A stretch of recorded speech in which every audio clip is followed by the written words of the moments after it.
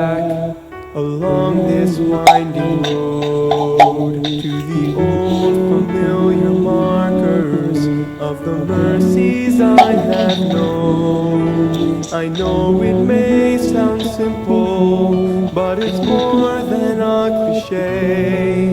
There's no better way to tell you than to say God's been good in my life.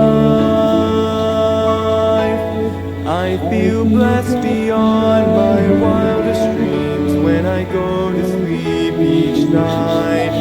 Though I've had my share of hard times, I wouldn't change them if I could, 'cause through it all, God's been good.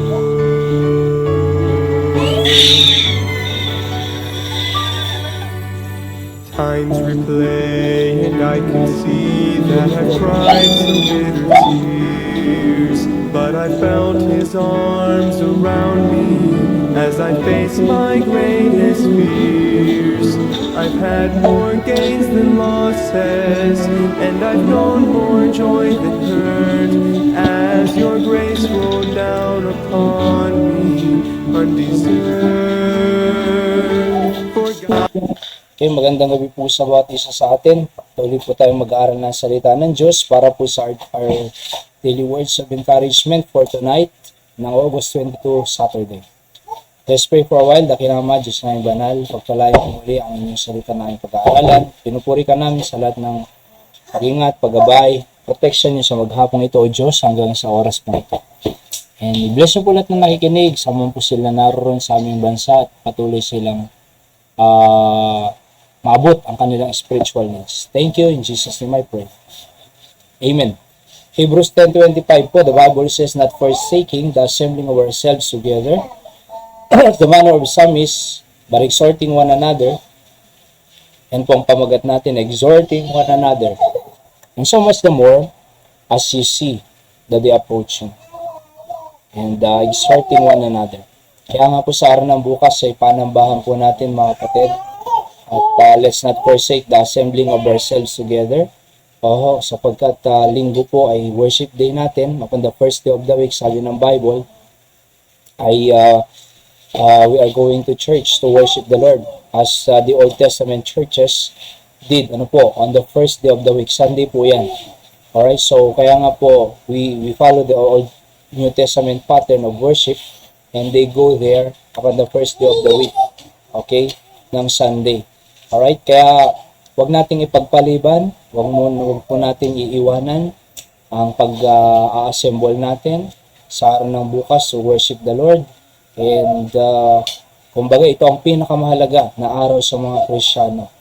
At pag-worship sa Diyos at pasasalamat sa Diyos and pagbibigay kapurihan sa pangalan ng Diyos, sapagkat po napakabuti at napakabait niya po sa mga nagdaang araw since noong Monday hanggang Saturday ngayon ay hindi ka na disgrasya, wala ka sa ospital, malakas ka, maayos ang kaisipan mo, kumpleto ang kamay mo, daliri, kamay, paa, ilong, mata, lahat.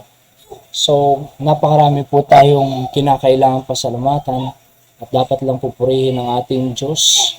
Kaya sabi diyan ay huwag nating ipagpaliban ang pagtitipon. As the manner of some is, kasi yung manner of some is dyan, may gumagawa kasi na naiilan, some, na iniiwan nila ang church sapagkat merong pakain, may pa-birthday, may pa-outing, may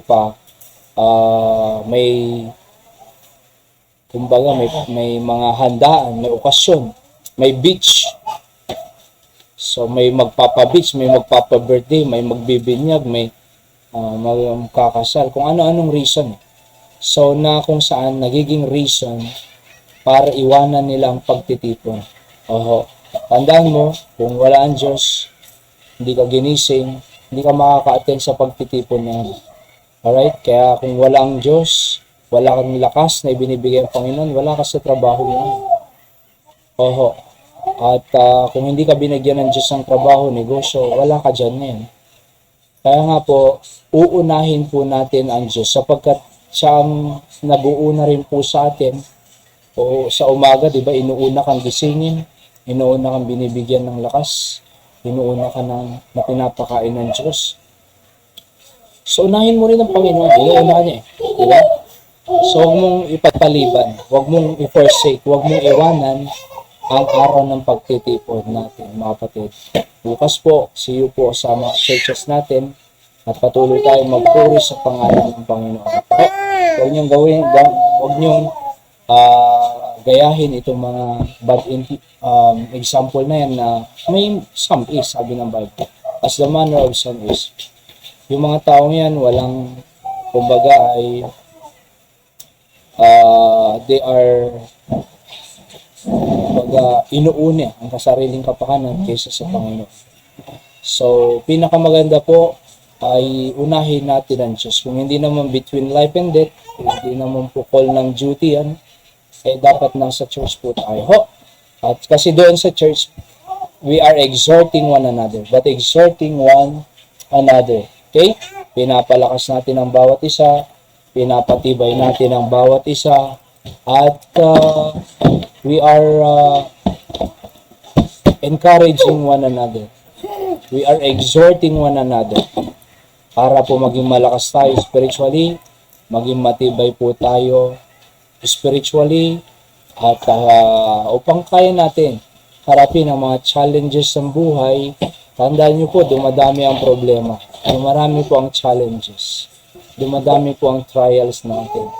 At hindi mo kaya yan, pag hindi ka na-exhort, pag hindi ka napalakas. Kaya, thank God, every Sunday morning, Sunday night, Thursday night, we are exhorted para po lumakas ang ating pananampalataya. Diba? At hindi lang po sa ating pananampalataya, kahit din po sa pananampalataya ng ating anak. Alright? Sumaring ikaw, okay lang sa'yo. Manong Wilbur, magandang gabi. Okay? So, maring sa'yo ngayon ay kaya mo. Maring sa'yo, kahit hindi ka mag-church, kaya mo. Pero, paano yung anak mo? Di ba? Paano po yung iyong mga kapamilya? Alright? So, alang-alang po sa ating pamilya, mga kapatid, ay kinakailangan ma-exhort po tayo. Papalakasin po natin ang ating pong pananampalataya upang humarap man po tayo sa iba-ibang challenges ng buhay, we can be able to overcome it and we can be able to face and fix these problems coming on our way. Why? Because we are exhorted from the Word of God, mga kapatid. Okay? So, see you po tomorrow sa mga kanya-kanyang churches po natin. Magpalakasan po tayo sa bawat isa. Ano po? At Sunday morning, attending po tayo ng Sunday night at mga prayer meeting midweek service po natin. Okay? Hindi mo man kailangan yan. Yung mensahe, maririnig mo yan ng Sunday morning. Pero balang araw, kakailanganin mo po yan. Po. At least, pagka napakinggan mo na, nag-sink in na sa'yo, mga prinsipyong na galing salita ng Diyos, dumating bang yung panahon na magkakaproblema po tayo, meron na po tayong pang-solusyon doon sa problema ngayon. Alright, so yung mga napapakinggan po natin, Sunday morning, Sunday night, Thursday night, ay kailangan po natin yan sa mga future problems and challenges po na darating sa atin. Kaya nga magpalakasan tayo eh. Kasi kung hindi ka malakas, talagang parang bagyo yan na pupunta, mahina ang pundasyon mo, gigibain ka ng storms of life. Pero kung na-exert ka, malakas ka, dumating man yung mga storms of life na yan, ay kaya mong i-face and i-fix. Kaya mong i-overcome. Bakit? Napalakas po tayo, mga kapatid. So, sabi ko nga, hindi mo man kailangan pa yan, maririnig mo sa church bukas, pero darating ang araw, kakaproblema ka, at para meron tayong panglaban sa mga challenges ng buhay. Po, yun po yan, exhorting one another. By the way po, ang Sunday morning at Sunday night, Thursday night, or prayer meeting midweek service, ay hindi po yung pagpipili. Alright? Na hindi na ako, pag nagsimba na ako ng umaga, hindi na rin ako magsisimba ng hapon. pag nagsimba na ako hindi na ako magsa-Sunday school, kaya atin na lang ako ng morning service ng 10 o'clock. Mali po yun eh. Dito sa Kandom po, ay nilagay ko po sa aming signboard ay 8:30 ng umaga. Onwards po yan. Oho. And sa hapon ay 5 o'clock. So, kumbaga, iisa po yan eh. Hindi, ibig sabihin, hindi na ako ng Sunday school, pa-morning service na lang ako. Mali po yun. Ho. So, lahat po yan ay isang servisyos. Kasama po yan, Sunday school, morning preaching, extension po ng Sunday night. Basahin nyo John chapter 20 and 21. John chapter 20 and 21 mga kapatid. Those New Testament believers goes po sa kanilang worship place ng Sunday, ng gabi mga kapatid. Sunday evening sabi po doon. Kaya hindi po pagpipilian yan. Dapat inaatendahan po lahat yan. Diyan po ang tunay na pamamaran ng worship. Ano po? Kasi nga Sunday ay 24 hours po yan. Sa katunayan, wala naman po tayong 24 hours na nasa church eh. Sa umaga lang po, 3 to 4 hours. Sa hapon, 1, 2, 3 oras kung ano man ng mga churches natin. Ho. At kulang pa tayo, kaya nga may Thursday po tayo, may midweek service. So kaya nga po, napakalaga na magpalakasan po tayo again so we can be able to face challenges of life. Okay? Let's pray. Dakilang Ama, Diyos namin banal, i-bless niyo po ang inyong mga anak na nakikinig. Patuloy namin kayong i-priority, i-worship sa amin bukas sa aming po mga church services. At muli, ma-exhort kami, mapatibay, mapalakas sa aming pananampalataya upang dumating mga panahon na may challenges sa buhay, we can face it and fix every problem sapagkat napalakas po kami, na-exhort kami ng salita niyo. Muli, i-bless niyo po lahat ng inyong mga anak nakikinig sa manda ko sila naroon. Ito po ang aking dalangin sa pangalan po ni Jesus. Amen. Magandang gabi muli, Kuya Wilbur Suaso dyan sa Hong Kong. And Mang Mark Anthony Silak po dyan sa Batak. At sa lahat pa po ng nakikinig na iba-ibang part ng ating bansa at sa buong mundo ho. Ang Diyos pong magpala sa inyo dyan sa Mangaldan, dyan po sa Mapandan, ganyan din po dyan sa Bulacan, Pampanga, sa Abra, sa Pandakan, Manila, sa Asia ho, at ang sa Amerika. Ang Diyos pong magpala sa inyong lahat, sa Hawaii, ganyan din po sa Southern California.